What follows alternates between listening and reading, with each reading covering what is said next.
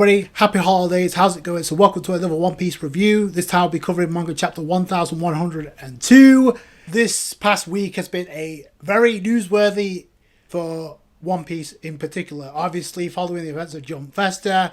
I'll get to that by the end of this. I want to cover the chapter, but before I do, I want to give my thoughts on the recent two episodes. The world building aspect of One Piece, an aspect that I really enjoy when it comes to the series. There's a lot going on outside of Wano post this. We knew this because obviously Green Ball stated it multiple times, like what's going on is a hellscape outside of Wano. Well, now we know because of obviously the Flame Emperor Sabo causing trouble. And in this episode, they made it seem like Sabo was the one that killed King Cobra, which we know that, we know more ways than one that that's not true. Teasing the suspense with Sabo and what's going on with him. Trust me, there'll be plenty more teasing to come involving Sabo. We go from that to the aftermath of what happened with the Marines and Teach storming Amazon Lily, because it's obviously applied. Not in fact, 1188 and 1087 kind of like derailed the tension, so to speak, because that scene started with Boa Hancock with bandages around her head. So obviously the implication that something happened and she survived. So that part I kind of questioned, but either way, it's not a big deal because I know what happened anyway. They did the same thing with 1088 with Rayleigh appearing. Now the quote where she says it's interesting because the quote where she says she wants to find Luffy again so she can marry him. That statement was made in that very same scene we saw Rayleigh after Teach showed up. So in the manga, that's from pretty much the same scene. The dialogue is pretty much the same. They just spliced it into two episodes to start off the recap of what happened on Amazon Lily. So, however, the thing I appreciated about this episode, or these two episodes, was the attention to detail and the added detail. So in this instance where a lot of context was missing in these manga chapters, we get a lot more added from the anime, which I expected that to be the case, but I appreciate them going out of the way to add this. So we see that Teach arrives on Amazon Lily and he's looking for Boa Hancock. We know this, but the thing to note is that how he gets from where he was to how he gets to grabbing a hold of Boa Hancock was not really explained.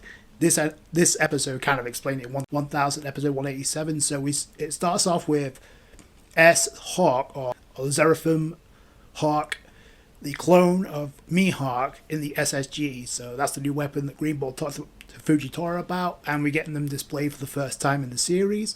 It starts with S-Snake though, she's just firing Kizaru laser blasts all over the place. You got her right for a Yonko, which is ironic because Mihawk attacked Whitebeard back at Marineford, so I find it very ironic that the clone of Mihawk immediately goes for a Yonko. And not only that, the Teach had to block S-Hawk with Almond Haki for the first time in the series. He does use his Devil Fruit, and it explains because it starts off with Teach getting sent flying back in close to the palace where Boa Hancock is at, so that kind of explains it, how he's able to get so close. Whether or not that was for dramatic effect, it doesn't matter. It explains how Teach got there, which I appreciate. And if Teach hadn't showed up, I don't think it would have went so well for Kobe, who a lot of people thought he could take on Boa Hancock. I think that episode kind of confirmed, no, he cannot, at least not at this point.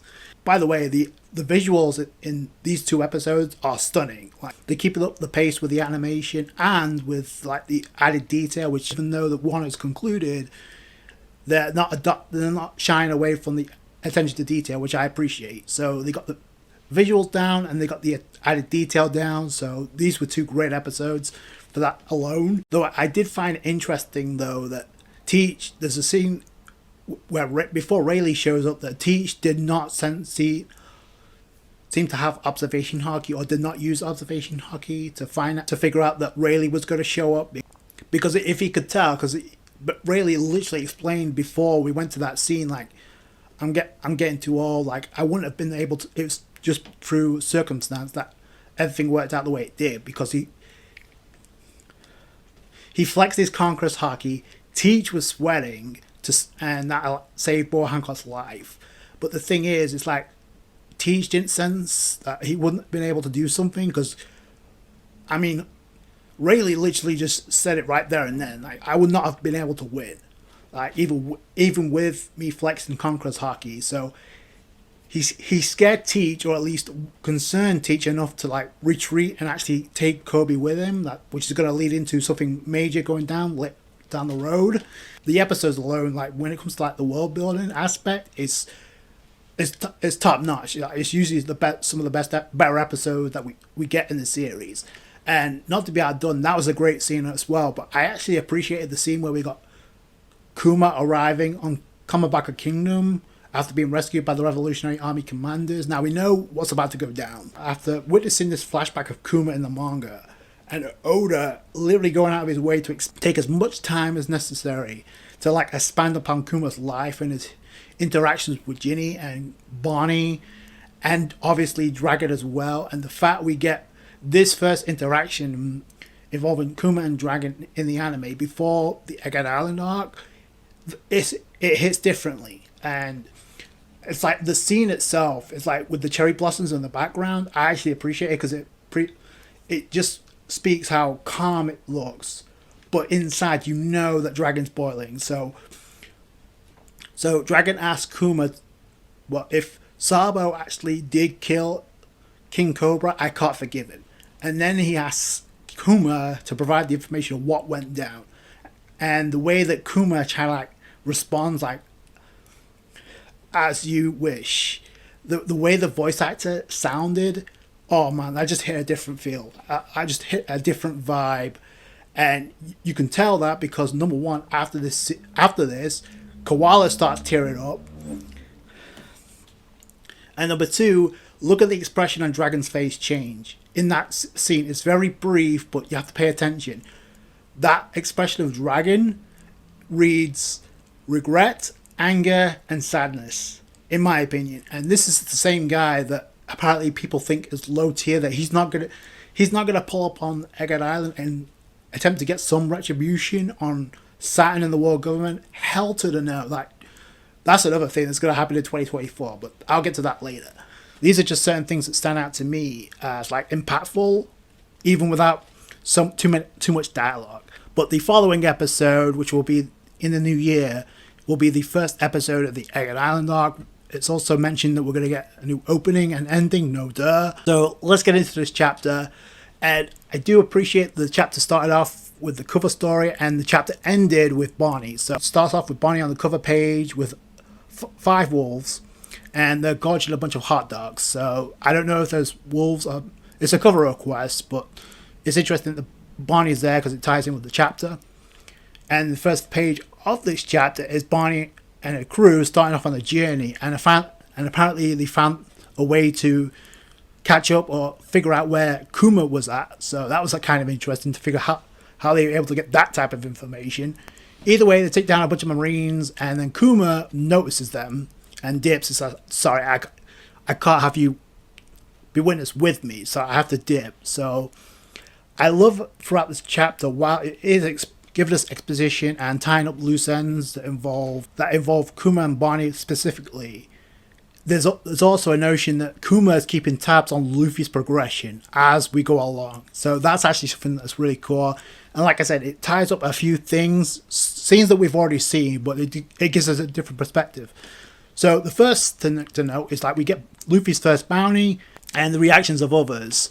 Ace looking at Luffy's first bounty along with Jinbei. You got Smoker as well, but the thing that really stuck out to me is like Sabo talking with Dragon, and Sabo's obviously seen the bounty as well.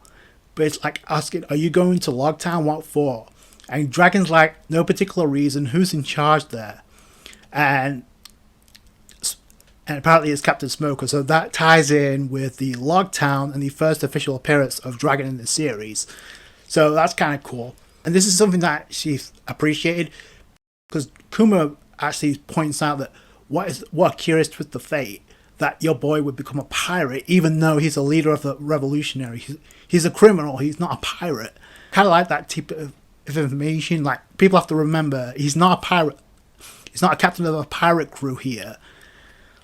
is the leader of an organization that's looking to take down the world government. So in the other panel, you got Barney drinking it up. I don't know if she's drinking as well, because I think technically she's underage, but it's like she's eating and they're drinking. So, and this also we get the Barney getting the piercing and the lipstick. So that's just an artistic style. People were speculating that because of the lipstick or the lips, it resembles Big Mom. That may just have been an artistic choice by Oda. I think this is confirmation of that.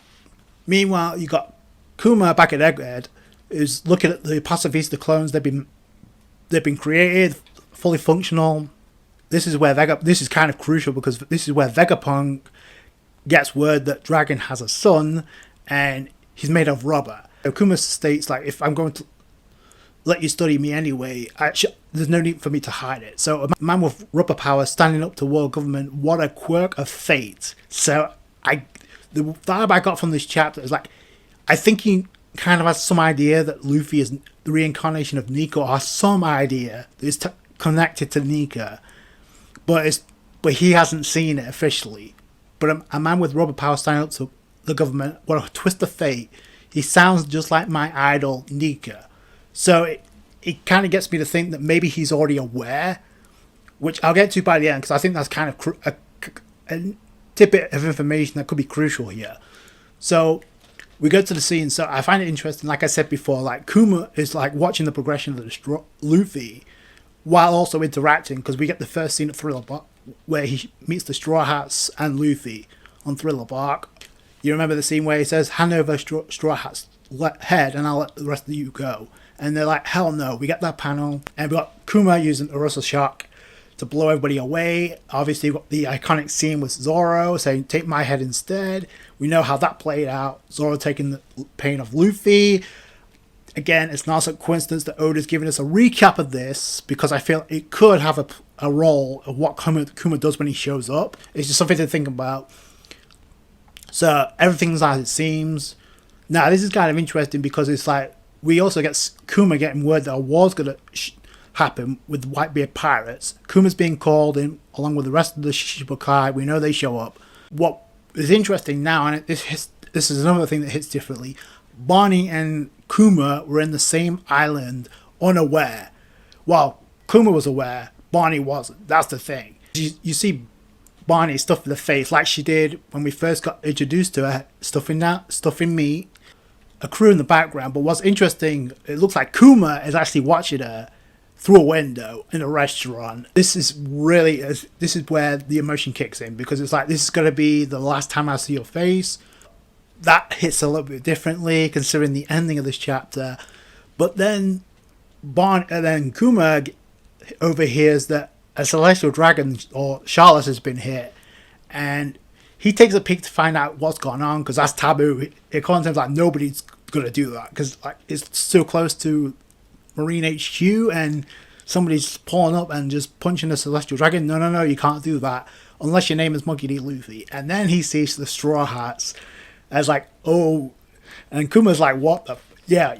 And this is where we get some interesting dialogue from Kuma. This is the scene where he separates the crew, and this is the vibe that I got, because even though it seems that we've already seen, we're seeing it through a different perspective, because we're getting the eternal monologue of Kuma during this scene, because it gives me Itachi Shinden vibes from the Naruto Shippuden anime, where they adapted the light novel, but in the anime, where even though they give you recycled scene that we've already seen over and over again, we're getting Itachi's internal monologue on what he's thinking while he's beating the shit out of Sasuke. So I like that. I like that inclusion here, because even though it's stuff we've seen, it kind of ties in with the life of Kuma, but it's giving us a different perspective on Kuma's behalf. So he separates the crew. He uses his ability to walk them away, and it's kind of interesting, like the connection between Luffy and Kuma is like Sun God Nika may not have resurrected without Kuma's influence, and that's something that a lot of people took and before this flashback even started. So if not for Kuma, then who knows, Luffy may have not awakened Gear 5th. We may not even be talking about the Straw Hats. They would be dead. That's the point that Kuma kind of makes here. And Luffy's like, I couldn't save any of them, but internally Kuma's kind of like responds like, no. At least I can leave my quiet mark on the world through Barney and this young boy. That's not a coincidence. I'm going to get back to that quote because, again, it's just an added other detail of why this alliance between Barney and Luffy is going to go past Egghead Island. And this is just another instance of why that is. So their future will be the only legacy I leave behind, which is something that I've mentioned previously in these reviews when it comes to this flashback. Like, all that Kuma passes on is going to be recognized through Luffy and Barney. I have said that multiple times. Now we're getting it through Kuma's perspective. And then Kuma adds on, no, you got it wrong. I'm just showing you the level you have to be at in the new world. You're not ready. Which is something was made crystal clear to Luffy after Marineford. Like, after he failed to save Ace, like, Ace died right in front of him. Like, that was the eye-opener for Luffy. Like, no, you're not ready yet. Like, you need to get stronger. And Kuma's like, don't go there yet. So this explains why he separated the crew. After all, you will someday save the world. So even Kuma recognizes that Luffy has the potential to bring peace to the world or save the world. I like you to program me to protect the Straw Hats ship while they're away until one of them returns, which is interesting because Frankie was the first one to spot Kuma near the Sunny. That was a neat little inclusion of detail that I appreciate. So since I won't be able to witness their continued growth. So again, it's like all signs can point to, even though technically speaking he died as a human being in this chapter, the being of Kuma still exists. And Kuma actually brings up Luffy's bounty post Ina's lobby because it's the 300 million. So obviously he gets programmed before he heads to Marineford so he can be an obedient weapon against the Whitebeard pirates. So his actions have really moved me.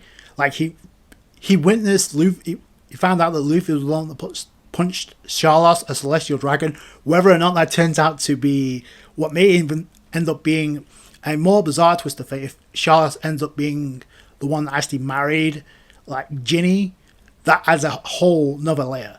I know Nika is meant to be a legend, but it'd be great if there was a warrior that put smiles on the faces. Now, in the recent anime, they just got done with Luffy's dream that Luffy spilled the Straw Hats. Like, Luffy saw about it, Ace heard it, and Shanks heard it. The crew heard it for the first time in the recent episode. But we, as the viewers, do not know what Luffy's ultimate dream is. And if there is a hero out there that will change these seas one day, I believe it'll be him. So, a lot of praise from Kuma. Vegapunk is kind of like, nonchalant. It's like, wait, a revolutionary placing their hopes on a pirate? Yeah. But this is what inspires Vegapunk to meet Luffy, in my opinion. And we see Kuma, a poor bubble of his memories, and that explains a lot here. So while this is going on, you get the panels of Kuma's life, his parents, Ivankov, Ginny, his dragon, the residents of Sorbet Kingdom, and obviously Barney. So you got the progression of Kuma, the reaction of Vegapunk is like, it brings the emotion home as far as wrapping up the backstory of Kuma. It's like, your life hasn't caused any harm or trouble. Your death will pain everyone who loves you, which is, and Kuma's like, there's one thing I want to, it's one more thing, Vegapunk. I can't say how grateful I am. And you got the Sentomara and what looks to be, I don't know if they're the other, it looks to be the satellites, just without the masks, which is interesting if that's the case. It's literally Vegapunk is about to pull up the life support on Kuma and turn him into a cyborg. So that's, yeah, you can imagine this is going to be emotional, not only it's not only emotional in this chapter, but when we get to this scene in the anime, like I just said, the attention to detail is there. With Dragon and Kuma, even if there isn't much dialogue, you can feel the tension. But I cannot wait to see how the anime handle this. And Kuma has literally turned into a cyborg, and that pretty much wraps up the backstory of Kuma. And we see Barney, who literally bawled her eyes out, and now everything been brought out into perspective, and Barney seeing everything in that memory pop bubble of Kuma, and Barney witnessing everything, bawls her eyes out, and obviously the caption, please wish her a happy 10th birthday. That to be passed on to Bonnie and the progression of Bonnie and at the beginning of her journey and the life of Kuma coincides with one another, and the interactions with Ginny, obviously a character we didn't even know existed 10 chapters ago, but it adds a different layer of emotion to this. Yeah, with a lot of dialogue in this chapter, there's more evidence to suggest that Bonnie and Luffy are going to team up against the world government, not just against Saturn here. There is another problem here that I think might be crucial to Bonnie here, to bring some closure, and that's who kidnapped Ginny and who forced Ginny to marry them, which celestial dragon was it? Was it Charlos? We don't know, and Bonnie doesn't know that, and I feel like that's going to be kind of important.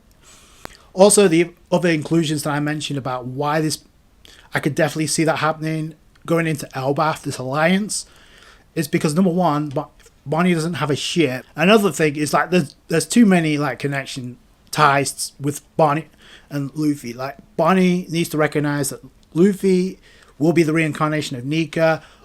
Kuma seems to have an idea, which I said was kind of vital, because even if he doesn't recognize it as a cyborg, he kind of knows there's a possibility of him being the one to like save the world, and him made out of rubber kind of like coincides with that fact, like, oh, he's content with that, he's happy with that. So even if he's a cyborg, like, I do feel like there's going to be some type of emotional reunion with Kuma and Bonnie, but it kind of ties up the loose end of, no, Kuma does not have to see Luffy become Sun God Nika to recognize that he already maybe, because he already has a belief in Luffy. And he also says that his legacy will be left with Bonnie and Luffy. Not a coincidence. Oda is not going to have Kuma say that in the very last chapter of what could be his flashback. And his probably arguably one of the most emotional flashbacks Oda's ever done. Just to have Bonnie keep being killed. Again, I'm sorry to say that, but it's just fact. This should be the final stroke on the painting that it has been Kuma's backstory, which has been tremendous, the way it started and how it ended. Like I said, a lot of scenes we've seen, but with the added perspective of Kuma and what he's thinking in those moments gives it a different vibe. Like I said, the anime is going to put this on a whole other level. Like, I cannot wait to see how the voice acting is handled. We got the character designs and the voice actors revealed for a lot of the satellites that are going to be involved in the Egg Island anime. So a great way to end 2023 on the manga side of things. The anime has killed it. Literally week after week after week. It's something epic. I cannot see how they handle the Egg Island arc in the anime in 2024. Like, there's going to be some hype stuff for sure. Like, most importantly, I cannot wait to hear how Bonnie's voice actor handles these scenes in the anime. Like, that's going to be some next level stuff, I'm telling you right now. So we already know where we're going in terms of the anime. What else can we expect in 2024? Well, this is standard procedure with each year. Oda makes a statement for Jump Festa when it comes to content of One Piece in general. And I'm not gonna lie, a lot of the reveals by Oda is kind of predictable. Like a lot of stuff we could have predicted on one hand what was going to happen next year. So the key point, there's a lot of quotes from Oda, but the statement he makes about the manga is kind of interesting. So if Luffy and the others can leave Egghead Island safely, quote there is others, which I'll get to in a second, they should be going to that island. So, and this was interesting, this is the phrase that kind of caught me by surprise. So I actually considered not taking that route. Now, quote unquote, that route rather than that destination. So he already had in mind, he wanted to go to Elbaf. We know this. But the fact he said he wanted to go a different route, so he considered that, but he decided to go in the route that we're going in, which I feel like is going to involve Kuma and Dragon showing up. That's just my honest opinion. Like, Dragon's going to intercept Saturn. The Straw Hats are going to use Coup de Burst to get away, because that was also teased. The thing to know, and I appreciate Oda trying to keep some type of tension and not trying to reveal too much, but it's like kind of obvious we're going to Elbaf. Like, he's not shied away from it. So in fact, not once but twice, he's actually revealed, like in chapter 1066, we find out that Robin has a reunion waiting for her on Elbaf in the form of Soul. And recently we had Nami being told by Vegapunk the log post that she's wearing that points to Elbaf's direction anyway. So why would you have those two scenes if they're not going to use Coup de Burst on that ship and use the Lopos to navigate their way to Elbaf? I just don't understand. That makes no sense. So that's the thing with that. So that going to Elbaf is not a secret, but again, Oda trying to like not reveal too much and try and keep tension. So if Luffy and the others could somehow get away, I find it interesting that Oda uses others rather than the Straw Hats, and the reason for that is because it's not just the Straw Hats and Luffy that need to make it to Elbaf. Like, I believe that Vegapunk needs to escape because that's something else he asked Luffy, like, take me away from Egghead Island. And what I think possibly could and may happen is Bonnie also going with them because, again, like I mentioned earlier, she doesn't have a ship. So, and I don't see Bonnie dying after these past two chapters. There's too much of a connection between Luffy and Bonnie, and Kuma literally stating like he's passing on his will that's going to be lived on through Bonnie and Luffy. The other added layer to this is the fact that she saw Kuma's memories. The question I have is not how we get there, it's when we go there. Because Oda says we're possibly going to that island next year, and that's not a surprise. It gives us the obligatory hook for the 2024 as far as like an incoming battle to expect. And like I said, so after he says, I consider not taking that route, but he made a comedic response like, I cannot stop Luffy. So Luffy does his own thing, and he goes on to say, and finally, a battle between that character and that character will lead to unexpected results. And that's the obligatory hook for 2024. In my opinion, it does kind of echo what we got last year when he says, oh, this character, no way, this character going up against this character, I hope nobody dies. So, and it's kind of vague on what he was referring to, but a lot of people seem to think that was Aokiji and Garp duking it out, because Garp status looks very grim right now. But we still need to get word about that. So that could have meant a lot of things. Like I said, it's very vague, but that could be the thing he alluded to.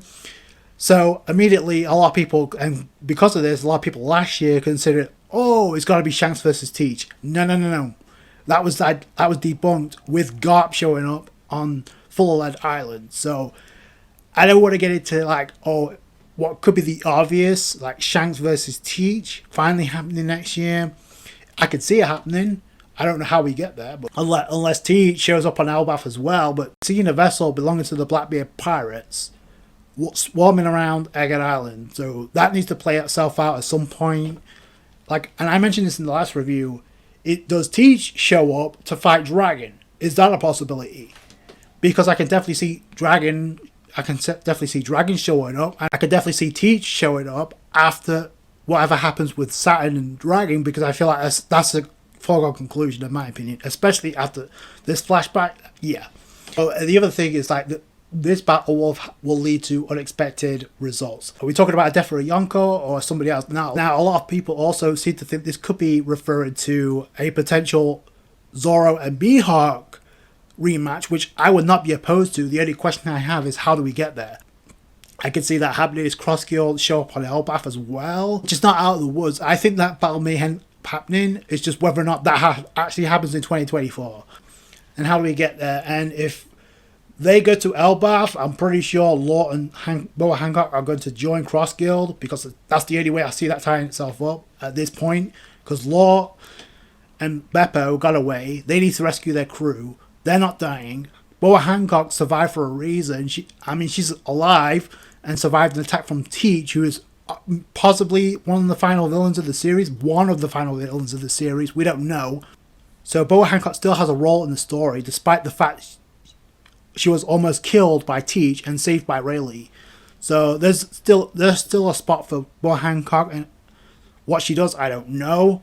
Like 2023 will go down as the most successful year for One Piece to date in all aspects, like the manga, the anime, the One Piece live action that took off and blew up on Netflix. And speaking of Netflix, this leads me to my final point, and boy oh boy, this is the thing that a lot of people are talking about when it comes to like the remake of the One Piece, not One Piece, the One Piece anime on Netflix. It's going to be streaming. There's no air date at this particular time. We got a visual and we got a confirmation. Like, this is a collaboration. I looked up on an article that kind of reported this, and like gave a transcript of what was mentioned here. Like we kind of got the teaser, but there's been a lot more information on this article. I'll leave a link in the description box below to that article. It's on Advanced Television. So this was a statement, and this is by all parties involved in this collaboration. So the One Piece remake will be streamed globally exclusively on Netflix, a collaboration with the One Piece production representatives from Shueisha, Fuji TV, which is interesting because this is a streaming service. But I don't think that's going to have too much, but they're going to have representatives from each of these. And, of course, Toei Animation. Lit Studio, in a joint statement with the One Piece, and this was quote-unquote what they said, so with the One Piece aims to provide viewers with, so this is what they say, so it aims to provide viewers with a fresh yet familiar experience.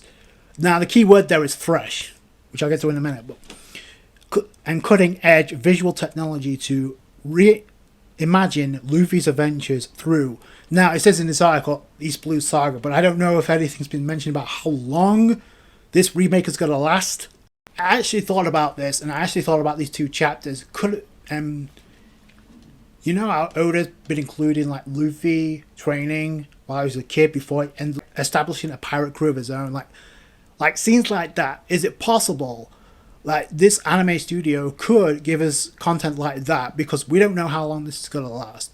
There's really nothing to threat, because the One Piece remake has nothing to do with the ongoing continuation of the One Piece that we see weekly that's going to be adapted in the Egged Island arc. We're going to get to that eventually, but is it something that this collaboration could possibly include, like stuff like that, like scenes with Dragon talking with Sabo about going to Logtown and then asking who's in charge there?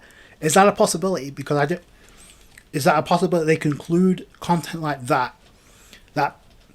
Because it says a fresh yet familiar experience. Obviously, this is 100% a marketing ploy after the One Piece live action adaptation of One Piece blew up on Netflix. So now they're going with the animated route, which is a remake, but the fresh yet familiar experience kind of got me to perk up and wonder, how can they make that fresh if it's something? Is it going to be a completely animated version of what we got with the Netflix live action? Because that could be possible as well. Like what we get with the Netflix live action could be felt in animated format. That could be a possibility as well. Is it just going to be a rehash of what we've already seen, just with manga content like Dragon Ball Z Kai? Is that a possibility? Because it would be a long process.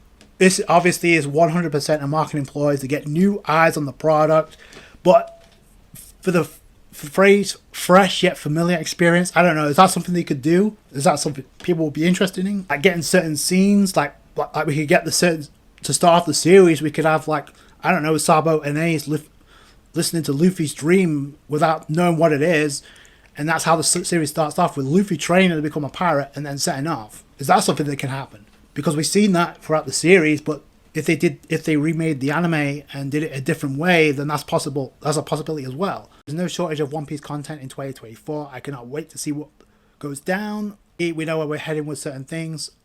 Some more predictable than others, but I'm hyped for it. I'm here for it. So let me know what you guys think down below. Again, what a successful year for One Piece it's been, and thank you guys for all the support throughout 2023. Hopefully we can hope for even better, what I think is going to be maybe the best year of One Piece in 2024. Like it's going to be hard to top this year, but I think we can do it. I think it's going to happen. Let me know what you guys think in the comments below. That's going to do it. Thank you guys for watching. Like the review if you did, a thumbs up. I appreciate that. Happy holidays, happy new year. Thank you guys for all the support. Catch you guys later. Thanks guys. Bye.